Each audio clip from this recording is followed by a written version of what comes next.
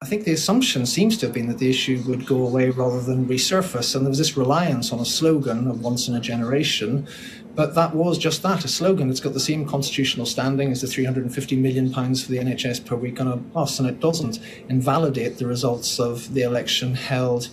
yesterday. So I think, in a sense, it was a very difficult election constitutionally yesterday because it was an election dominated by the independence question, but there are no guidelines as to what happens now, and we're heading for a real constitutional dilemma with a conflict of mandate, if you like, as it does appear likely that there will be a pro-independence referendum. The pro-independence movement will have a mandate. The Prime Minister and the government of the United Kingdom have the force of law. I would expect, even if they lost a Supreme Court case, that the majority is there in the House of Commons to change the law to make sure any referendum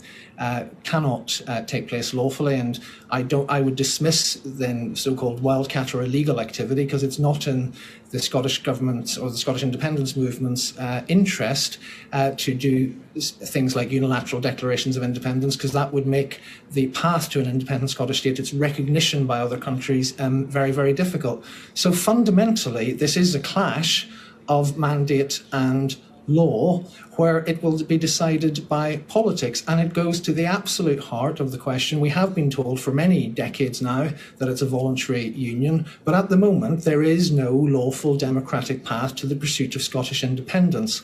And that remains the case, and that really is the missing part of the constitutional jigsaw that the United Kingdom government has to answer at some point, because at the moment,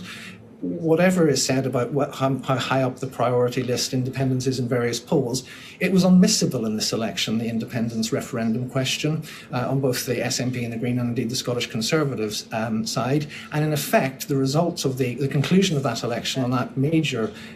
leading issue is going to be set aside, is what we're hearing tonight.